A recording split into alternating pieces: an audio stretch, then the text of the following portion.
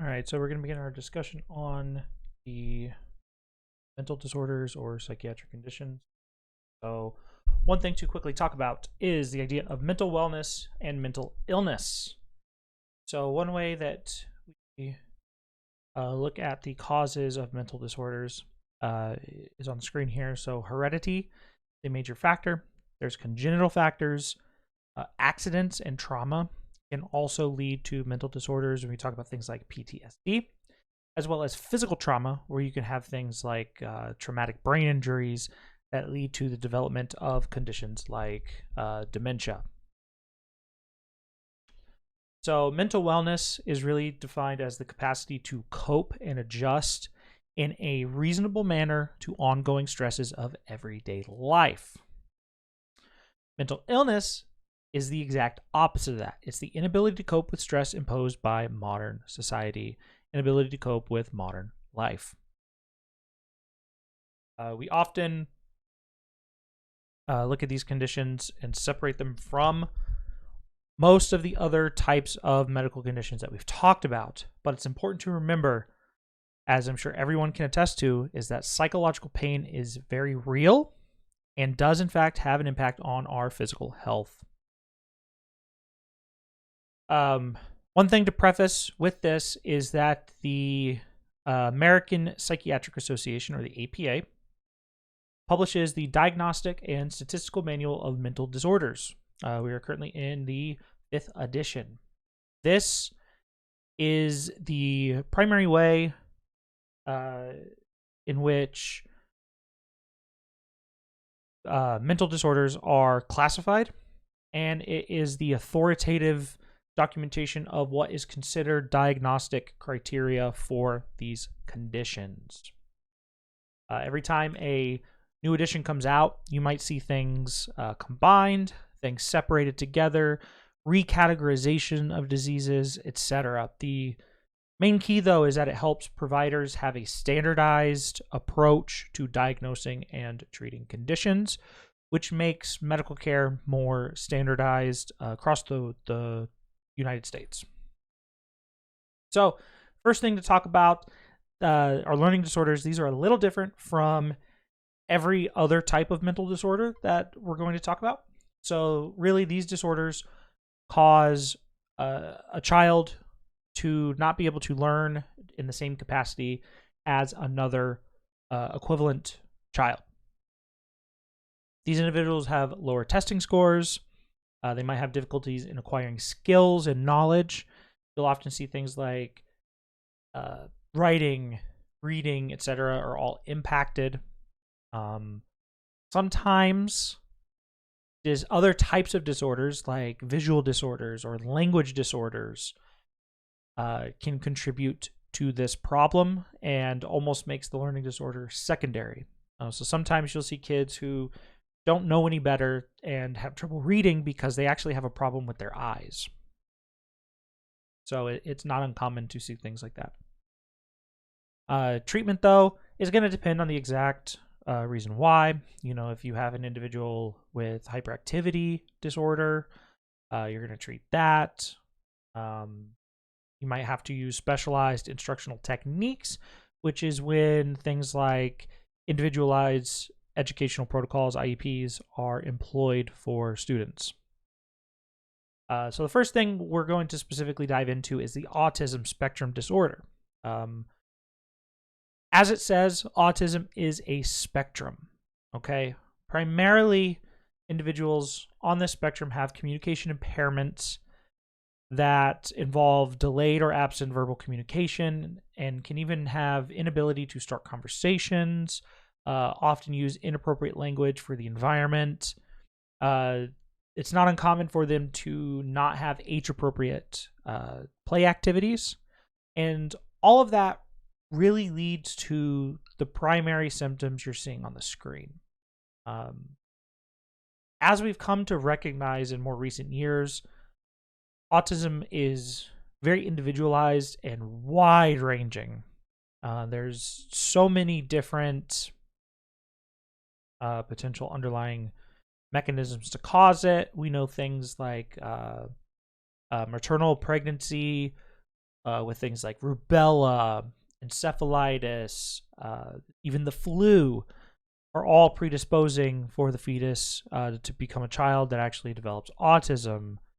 There's all sorts of things that are linked to it, but unfortunately there is it's just so hard to study because realistically the ethics of truly confirming these things as causing autism is really just not conducive to it's not appropriate, right? We would essentially be, to confirm this, we would essentially have to force a fetus to develop autism, which is, you know, obviously frowned upon for obvious reasons.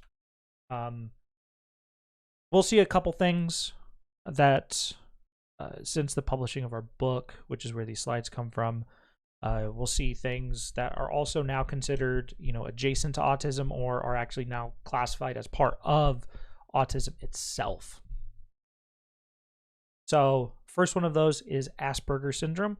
Asperger's syndrome with the new DSM it's sort of its own thing, but it's functionally only communication-based autism. A lot of these children end up having narrow ranges of interest. They often have average and realistically above average intelligence, and they have issues with social interaction and communication. They typically take things very literally. They don't understand body language, and so it's tough for these children because they're often very bright, but just don't get social interaction correctly. One positive thing about Asperger's syndrome is that as the child gets older and as they experience, you know, an increase in knowledge and are able to actually go through therapy, like cognitive behavioral therapy and stuff like that, they actually start to adjust. And in a lot of individuals with Asperger's, you may not necessarily know that they have it. Now, ADHD, this is another condition that is now being looked at as sort of adjacent to autism, which is why on the previous, when we were talking about autism, you saw that hyperactivity was one of the things, which is why this is really being considered, some people consider it part of the spectrum, but officially it's adjacent at this point. There are 3 subtypes, and they're based on inattention versus hyperactivity and impulsivity. So primary symptoms: inability to sit still, can't sit quietly, they fidget and they squirm, they're often impatient, frequently interrupt, especially if they're like in school, and they have difficulties starting, sustaining, and completing tasks. Sometimes it's all 3, sometimes it's just one part, right? So these individuals, they can procrastinate, or sometimes they do a ton of work and they're 90% of the way done with something and they just can't get themselves to finish.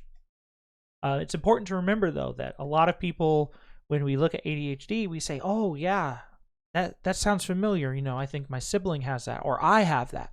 Well, remember, the big thing that separates out a lot of these mental disorders from just normal behaviors that people experience infrequently is the fact that these symptoms do impact daily life, as in every day is potentially impacted. Everybody goes through stages of some of these symptoms, right? And there's so many different reasons why. You might have a day or two where, you know, you're just very irritated, you're impatient, and then it goes away. It's very different than someone who has the impulsivity type of ADHD. Every day, every time, everything is always like that. And it causes a direct impact on their daily life. It's also important to note for ADHD, symptoms do normally start before the age of 7. Does that mean the person is diagnosed before the age of 7? Absolutely not. We're starting to see, as more research is being done on children that become adults with ADHD, that ADHD has been around a lot longer than what some people would have you think. It's just that different things have happened differently as different generations have been brought up in realistically very different worlds, right? And the way that we process those things is very different, which is why you're now seeing, people in their 30s, 40s even, getting diagnosed with ADHD. So treatment, you're going to treat this with amphetamines like Ritalin and Adderall. It might seem strange to treat a hyperactivity disorder with a stimulant, but the stimulant, the dysfunction that actually occurs in a child with ADHD is a lack of inhibition, right? So their brain doesn't adequately inhibit the things that lead to the inattentiveness and the hyperactivity. So if you stimulate the brain, you're actually going to increase that inhibition, which leads to the more focused symptoms that you see. And that's how these drugs work. And that's why they're also sometimes abused by individuals that don't have ADHD, because it still does the same thing. It causes, further inhibitions, which lets people focus and become hyper-focused on tasks. It is very important to monitor children taking these, though, because they do have an impact on growth and development. Another type of disorder to talk about is tic disorders. There's a whole wide range of these, but the most common we'll talk about is Tourette's disorder. But really, you're looking for sudden, rapid motor movements or vocalizations that are in a non-rhythmic, or there's no pattern or reason to them, right? So there can be people that have multiple different types of tic disorders. There can be more complex disorders, more simple ones. It's highly variable. Again, most common is Tourette's, and you get individuals that have both motor and vocal tics. Those tics can appear at the same time or at different times. Vocal tics, so people can make noises. They can even shout obscenities, right? So it's not uncommon for that to happen. Tourette's disorder, though, in order to actually be diagnosed, must be the symptoms have to onset before the age of 18. There's different things that happen past the age of 18. But generally, these tics are going to occur every day, several times a day, at least 3 months. There are medications to help with this, things like Haldol and Clonidine. Those drugs do help lead to inhibition of some of the brain areas, which is able to cause a suppression of some of these tics. Next thing to mention, new type of disorder, dementia, getting into the memory conditions. So with dementia, you see progressive deterioration of mental faculties and cognitive decline. This is irreversible brain damage for a variety of reasons. So you can have a stroke. There can be trauma. There can be plaques that form in the brain, like you see in Alzheimer's. All of those things lead to various forms of dementia. So one of the most common forms of dementia is Alzheimer's disease. This is progressive and typically starts in adults older than 65. Once someone becomes 80, you typically see a much higher rate of the disease. As the disease actually progresses, you'll eventually have a person who can't remember key pieces of information about themselves. They become emotionally detached. They become hostile, very disoriented. They don't sleep properly. They stop responding to outside stimuli. And realistically, Alzheimer's disease functionally results in death when the person essentially just stops breathing. So this is a comparison of a normal brain versus a brain with Alzheimer's. So this right side is an Alzheimer's brain. You can see that there's significant atrophy, and a loss of neurons is essentially the result of that atrophy. Vascular dementia, this is what we see with hypoxia to the brain. This can occur from a stroke, regardless of whether it is embolic or hemorrhagic.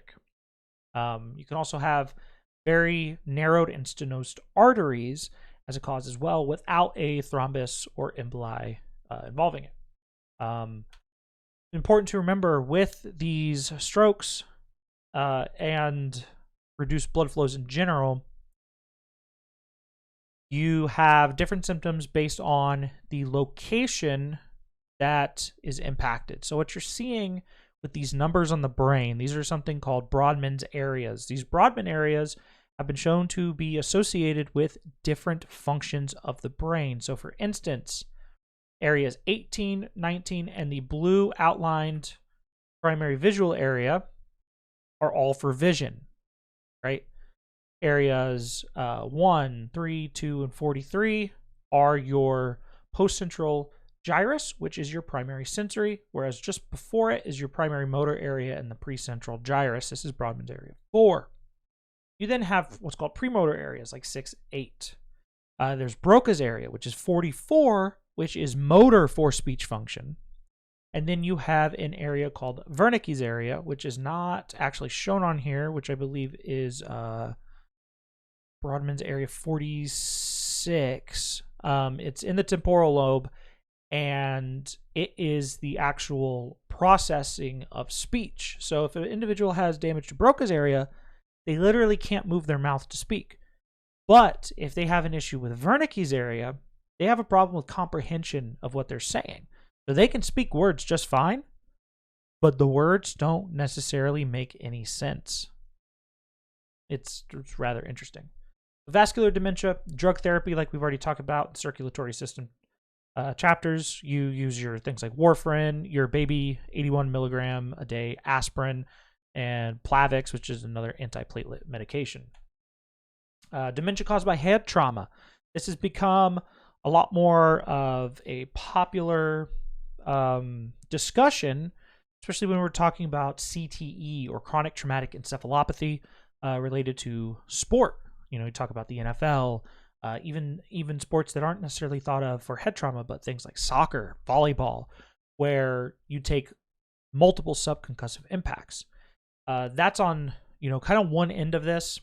Dementia is essentially a symptom of those conditions, but the same concept applies here. So if you get a head injury, like you see here, this is a subdural hematoma.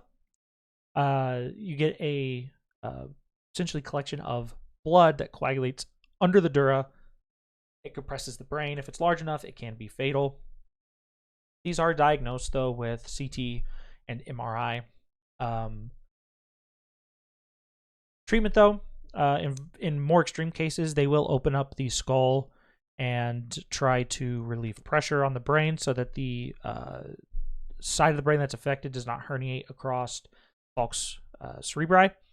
But other than that, you are going to perform extensive therapy to retain and potentially restore some of the functions.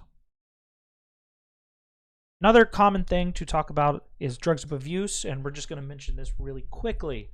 There's many, many, many different drugs that can be abused, and as we all know from the opiate epidemic that is still ongoing, we know that some of these drugs are used for treatment. And like I already mentioned, individuals abusing amphetamines. Amphetamines are like your Ritalin used for ADHD, right? We're also seeing things like cannabinoids, like marijuana, that are now being used and brought forward for therapeutic purposes. Hallucinogens. There's been a ton of research in the last few years to actually incorporate not necessarily LSD like we see mentioned here, but things like psilocybin and MDMA. Those things are being found to potentially have therapeutic effects, especially with things like depression, PTSD, when they're combined with counseling. And it's very interesting, but very young research at the same time. Key thing is that you can have either physical, psychological, or both types of dependence with these drugs. Now, moving on to, the true some true psychiatric conditions. Schizophrenia. Schizophrenia is a group of disorders that have chronic mental dysfunction and are really looked at as having two types of symptoms. There's your positive manifestations, which are distortions of normal function, and negative manifestations, which is a loss of normal function. These individuals won't be able to finish a job. They can't maintain a job. They can't finish their education. They have inappropriate relationships with individuals. Schizophrenia, unfortunately, does tend to start developing in the 20s, and it continues to develop from that point on. They often have very bizarre speech, right? They have catatonic behaviors. They have a gross disorganization to pretty much all their behavior. They can be easily agitated. There's so many things with schizophrenia, and if you've ever interacted with somebody with schizophrenia, you would, and didn't know any better, you generally would think of them as just a generally strange person, right? Typically, once a patient gets to a point where, they become, unable to take care of themselves, that's when they are generally brought to a care facility, and you tend to, at that point, not interact with people like that very commonly. So, diagnostic brain scans to rule out any brain abnormality. Some of these more severe psychological conditions, you do need to ensure you rule out brain abnormalities. But then psychological tests like the MMPI, which is the Mini Multiphasic Personality Index, very long test. I think last time it's over 300 questions. It takes a long time. We use antipsychotic drugs to treat it, things like lithium. They even need potentially use drugs like Haldol, etc. Bipolar disorder. So, bipolar disorder is a major affective disorder, affect meaning mood, where there are intense mood swings from hyperactive to hyperactive, officially being called mania, to a depressive state. These cycles can occur very quick, as in days, or they can occur very slow over the course of months. It's important to remember bipolar essentially has two classifications, bipolar 1 and bipolar 2. In order to have a full-on bipolar 2 diagnosis, you have to experience an episode of mania. Bipolar 1 only involves hypomania, which is generally not as severe and typically does not need hospitalization. Mania, true mania, will require the individual to be hospitalized and severely medicated for at least a short period of time. Symptoms all over the place based on whether you're experiencing mania or depressive episodes. All the mania symptoms are here. You see people making poor choices, excessive amounts of energy, low amounts of sleep, frequently changing what they're talking about. They talk very fast, like I just have been for the last few seconds. And in more severe cases, you might have delusions and hallucinations. On the other hand, depressive episodes, these symptoms are very similar to major depressive disorder that we're going to talk about before, but you get in a different or sad mood, slowed speech, thoughts. You typically stop communicating with people. You lose interest in things that you enjoy, etc. The treatment, lithium carbonate is the drug of choice for this condition. Individuals on lithium carbonate do need regular blood monitoring. You need to ensure that the level of lithium in the body does not build up too high, because that can be, or not can be, it is very, very life-threatening. Also important for people with bipolar disorder to have a good support network and undergo psychotherapy. People that undergo mania with bipolar, they tend to want to stop taking their medications, which can be very dangerous for them, as a lot of the drugs they take not only have a amount that has to build up in their system to have a therapeutic effect, but they can cause withdrawal as well, which further compounds and makes helping them much more difficult. Now, major depressive disorder. To separate this out from bipolar, These people can never have had a history of mania or hypomania. Okay? What you're seeing with this is one or more major depressive episodes that last at least 2 weeks with 4 of the symptoms described in our textbook. This is going to be different than what we typically call reactive depression, which is like, you talk about you lose a loved one. You have a very stressful life experience, like you've lost a job, stuff like that. That is very different than major depressive disorder. Major depressive disorder is essentially a permanent neurological change in the function of the body. Now, that's not to say that a reactive depression can't lead to permanent changes, especially when you think about things, especially like stressful life experiences, things like PTSD. But PTSD is an anxiety disorder. It's going to be different. So symptoms, we've already really talked about these.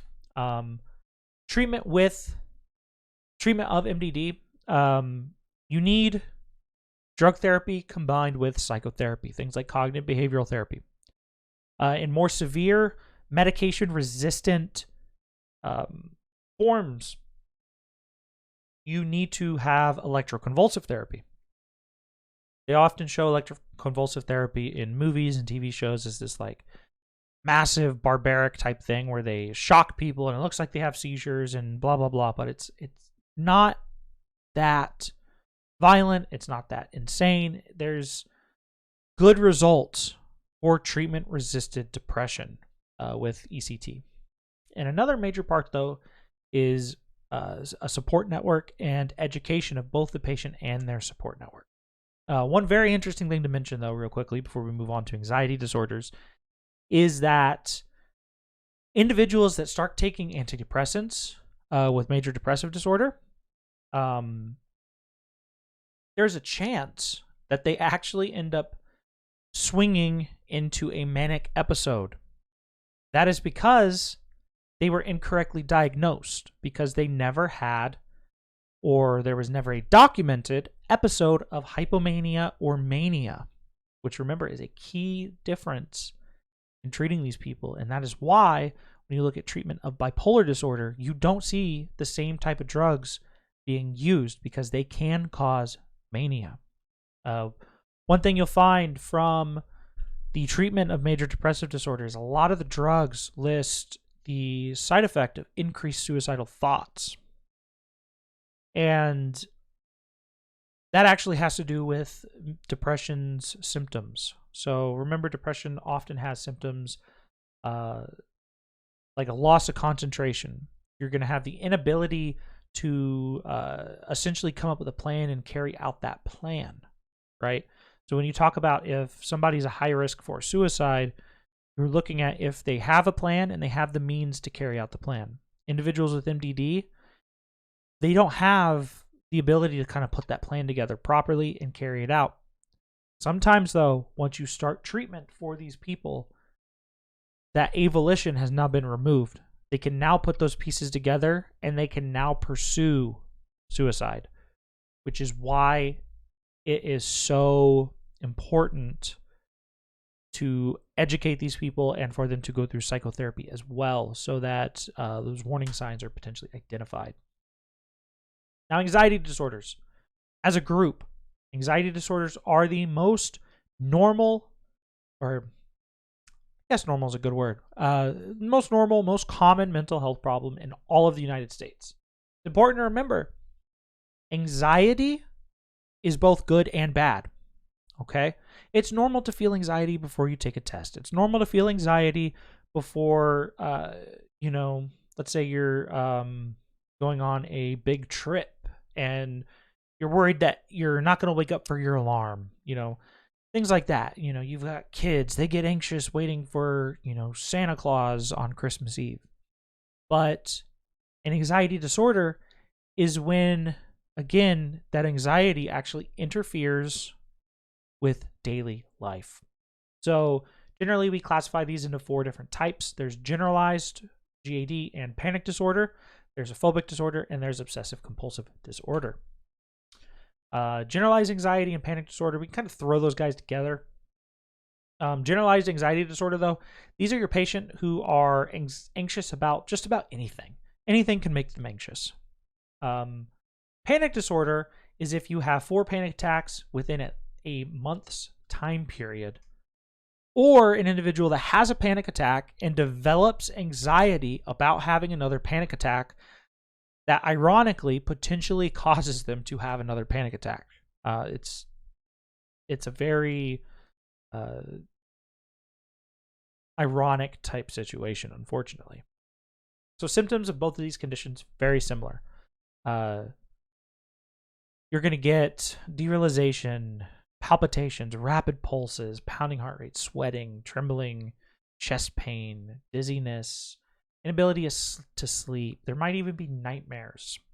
To build onto this, post-traumatic stress disorder is basically a subcategory of this type of anxiety disorder. This is a response to an external traumatic event that produces the signs and symptoms of extreme distress.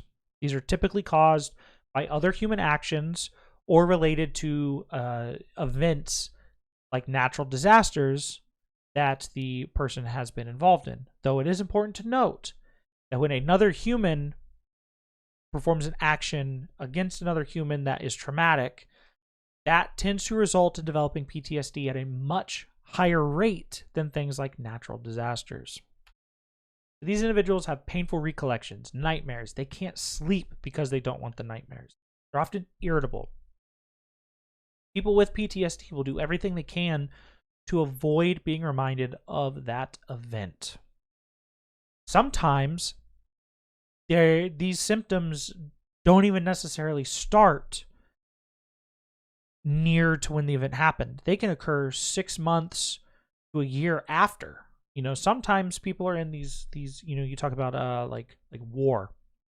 People can be deployed into a war zone for 6 months longer, maybe even a year and a half, right? And because of the environment they're in, they're able to kind of keep going. But the moment they get removed from that stressful environment, it all kind of sneaks back up on them, and that's when the symptoms can start. So really, diagnosis, they're looking for recurrent dreams, avoiding certain stimuli. When they talk about the event, they're going to experience hyperarousal. And again, treatment for this, you want to restore the person's sense of control.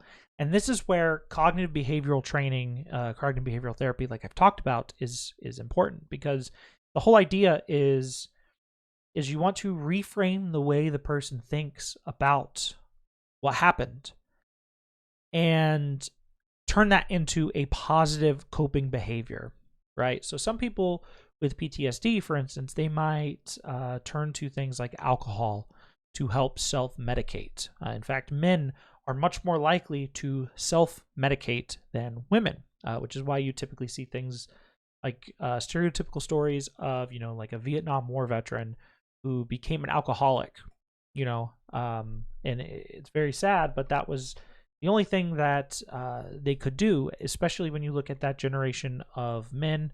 Mental health care was not understood.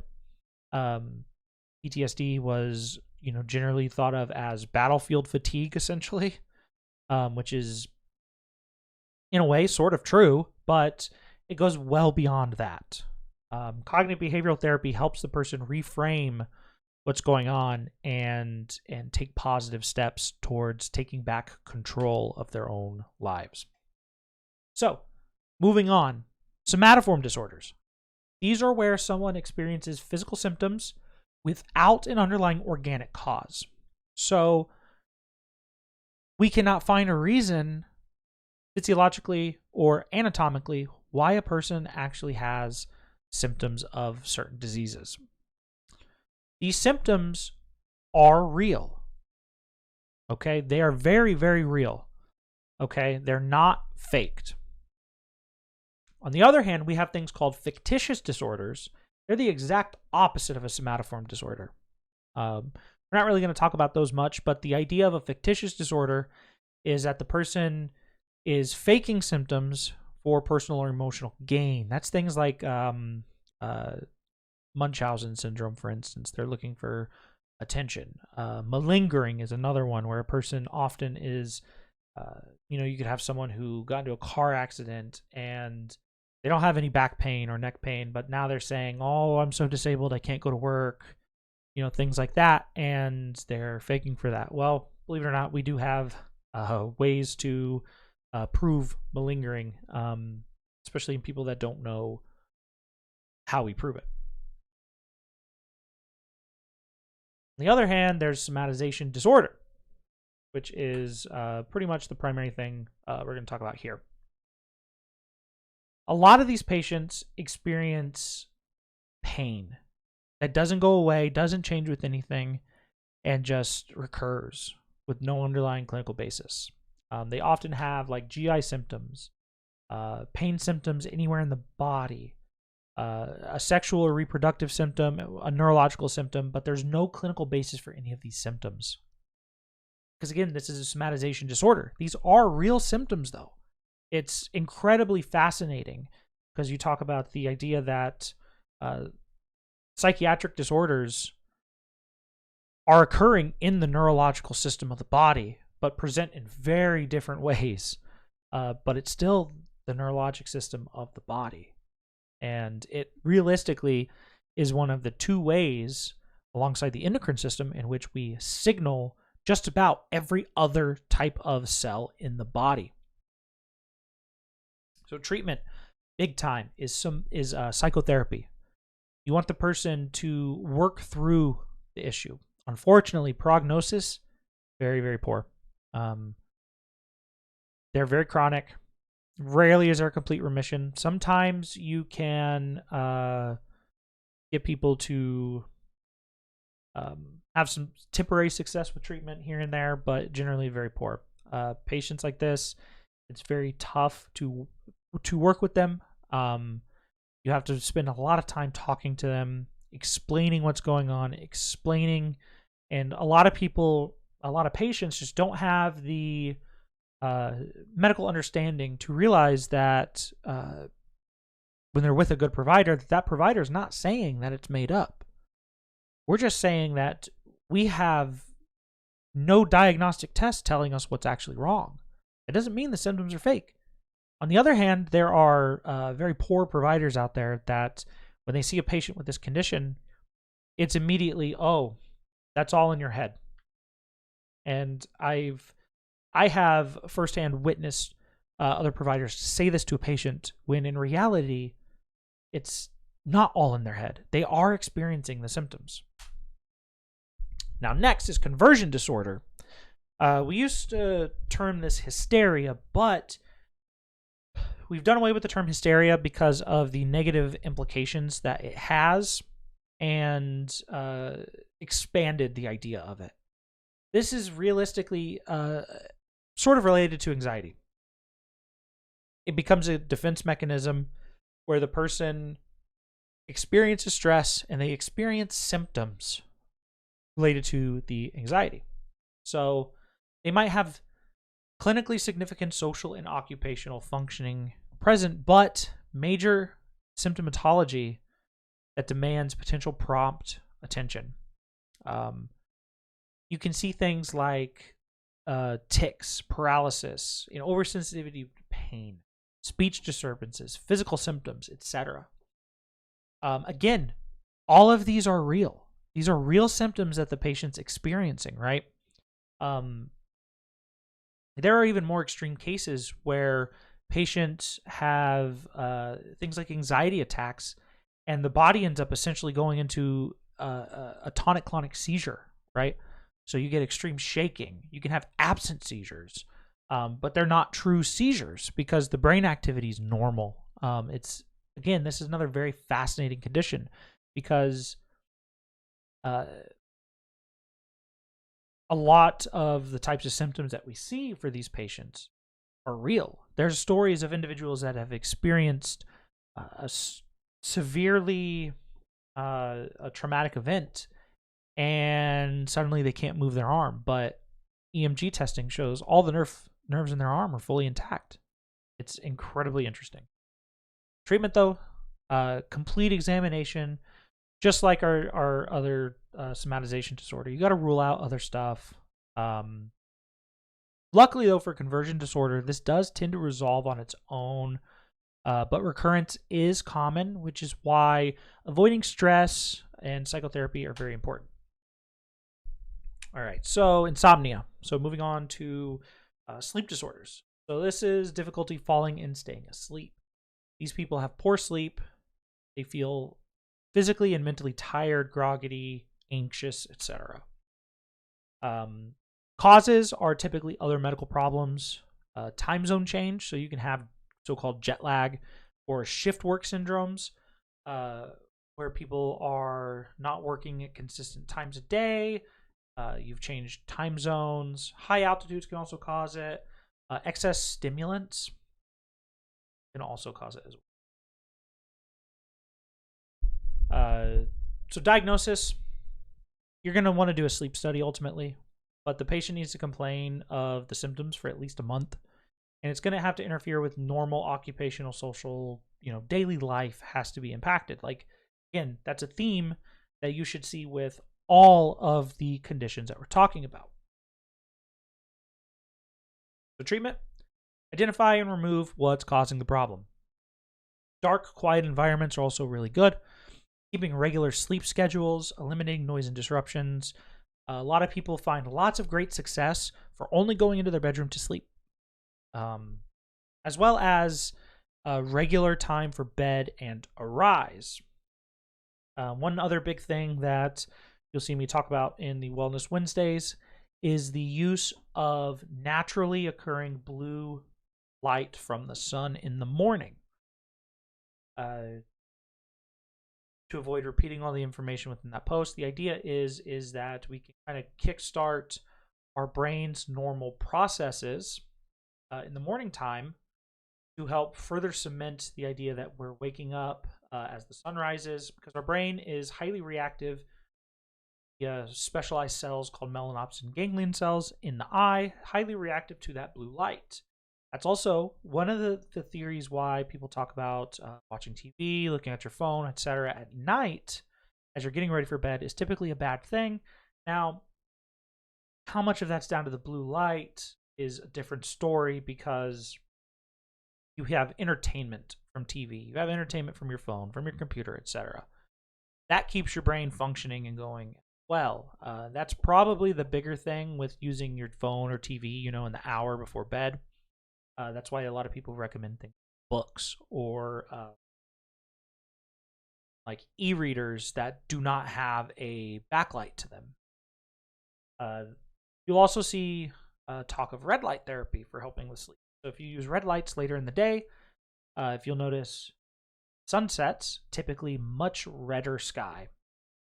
That helps actually trigger the processes that increase melatonin release, and you'll end up having a more consistent bedtime. You'll also see some people take it a step further, and they'll use things like app-controlled LEDs in their house, or they'll have 2 different lamps, and they will set the lamp color to be red past sundown. Red lights do not activate those melanopsin ganglion cells anywhere near the same degree as bright blue lights do. So it's just another interesting thing about, when we talk about dark environments. Treatment, though, for these individuals, you need to avoid stimulating substances in the late afternoon. You talk about caffeine or nicotine. They typically say avoid them past 12 to 2 in the afternoon. But again, that's going to depend on your exact schedule, what you do, etc. Narcolepsy is an uncontrollable daytime sleep episode. These can last anywhere from a few seconds to a half hour. Usually the person can be sedentary before it happens, but just because they're sedentary doesn't mean they're actually not doing something. You'll actually see sometimes people will be, in more severe cases of narcolepsy, they could be in the middle of, they're sitting down, not moving all that much, but they could be in the middle of talking and they fall asleep. Very, very, another very interesting condition. The onset of this, though, is also another younger person's condition, typically before the age of 25, 30 years old. Now, sleep apnea. Sleep apnea gets kind of thrown in here because it is considered a sleep disorder, but there are two types. There is obstructive, which is really a connective tissue type disorder, and central sleep apnea, where the actual brain doesn't send appropriate messages for the breathing process. Regardless, whether it's the airway being blocked or the brain not sending the signal for breathing, the individual has cessation of breathing during the night. The episodes typically occur at least 20 times per hour. Individuals that have a partner or other individual that sleeps in the same room as them, they will often be told that they snore commonly. These patients do not sleep very well. They tend to not get deep and REM sleep at the levels that are required. So they will wake up the following day, even though they've slept the normal required hours, and they will feel tired. Sleep apnea has increased in rates in the last few years due to obesity and hypertension. Alcohol ingestion, smoking, and nasal obstructions are also kind of related to this idea. You basically get increased tissues around the neck that when an individual is laying down, they collapse down in on the larynx, and that leads to an obstruction. Generally, though, it's extra fatty tissues. Sleep deprivation can also cause this as well, which is more of a centralized sleep apnea issue. But a more interesting thing that started to come out in discussion in the scientific literature is actually the idea of diet, and not because of obesity. We talk about how a lot of our foods nowadays are extra processed. Well, that makes them much easier to chew. And I believe I just recently saw a study that says something like 65% of Americans don't even eat the necessary amount of vegetables and fruits. Well, when we look at things like vegetables, right? They typically are kind of hard. They require a lot more force to chew on it than, let's say, something like a piece of lunch meat, right? There's actually links between the muscle tone of the mouth and the muscle tone of a lot of these smaller muscles that help align your pharynx and larynx. And that in our diet, eating has become so easy from these overly processed foods, we have a reduction in those muscle tones, which means that you're even seeing now obstructive sleep apnea in individuals that aren't even obese. And so there's a theory that those people may need to undergo a specific type of therapy that involves like breathing and intentionally picking harder substances to chew. And in fact, there are some studies looking at chewing gum made out of very stiff materials that are showing promise in reducing the rates of sleep apnea in a lot of populations. Diagnosis, though, patient history, and then you're looking at the typical symptoms of your daytime sleepiness, and then a sleep lab study. Treatment, primarily you're going to prescribe weight loss and lifestyle modification. If there is underlying anatomical issues, you correct that. There are specialized appliances that help open the jaw and keep it open. And they can even do surgery to help remove portions of the uvula and reshape the soft palate. The most common form of treatment that you'll see for this, though, is continuous positive airway pressure, or CPAP. You'll see the man wearing the CPAP mask here. Basically, that mask is connected to a small air pump, and that air pump is pushing air into the nostrils, and the amount of pressure being pushed in actually keeps the airway from collapsing in on itself. They actually even have CPAPs that are even smaller than this one now. Just a decade ago, CPAPs would cover like the whole face. They've got them small enough to just use the nose, and now there's even ones that are much smaller than this. Now, moving on to the last classification of disorders, there's personality disorders. There's multiple different categories. We cluster them. There's 10 different personality disorders, and we put them into 3 different clusters. So these are patterns of behavior that do not match societal norms. They're disordered patterns of thinking, behaving, perceiving, and they're all over the place. So cluster A disorders are delusional based.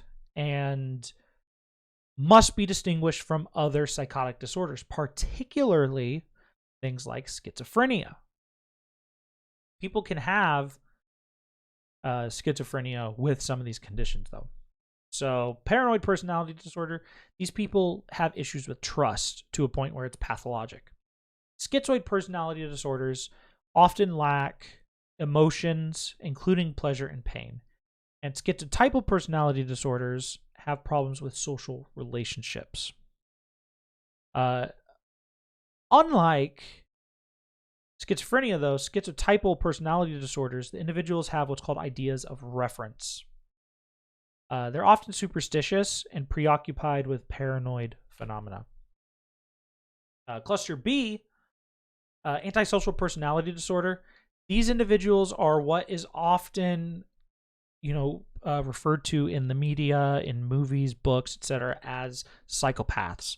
These individuals disregard the rights of others. They tend to violate them intentionally. They're just, what you would think of as some of the most, they tend to be some of the I don't want to say dangerous people, because not everyone with antisocial personality disorder is actually dangerous. But, when you talk about scrolling through, your Netflix documentaries on serial killers, there's a good chance that a large number of them pretty much have this. Borderline personality disorders are individuals that have unstable relationships. They often have issues with self-image and problems with controlling their feelings. Histrionic disorder are people that are overly dramatic and have very, very, very theatrical mannerisms. These people typically want to be the center of attention. And then narcissistic personality disorders, these people have a pathologic level of essentially self-love. They can never view themselves in any negative light, right? They basically need, they constantly validate themselves, no matter how incorrect that is. Then cluster C, these are sort of primarily focused on relationships. Avoidant personality disorder is individuals who will avoid all social situations because of fear of criticism or rejection, almost like it's the exact opposite of narcissistic. Dependent personality disorder are people who can't make decisions for themselves, and they have to rely on others to make those decisions. And then obsessive compulsive personality disorder are individuals that have a pattern of preoccupation with orderliness, perfection, and personal control. This is different than obsessive compulsive disorder. Because remember, this is a personality disorder, whereas OCD is an anxiety-based disorder. OCD will actually have anxiety-like symptoms. Obsessive compulsive personality disorder does not have those same symptoms. The treatment for these depends on the exact thing, but there is no known cause. There's lots of different issues. Now, a big part of prognosis here is how trusting and how well established is the relationship between the therapist and the patient. Unfortunately, the prognosis, even with a good therapist-patient relationship, is going to be poor. There are often comorbid conditions like anxiety and depression, and these behaviors are essentially completely ingrained into their personality, which is why this is called a personality disorder. We don't really have an effective way to truly change these underlying, truly change what's considered personality in people intentionally and in a non-destructive way. There, again, as we've already talked about, there are people that change their personalities because of things like traumatic events or because they've had extreme motivations, right? But that's very different than trying to get somebody else to, through talk therapy, to change their personality because these are just so often ingrained into their everyday life.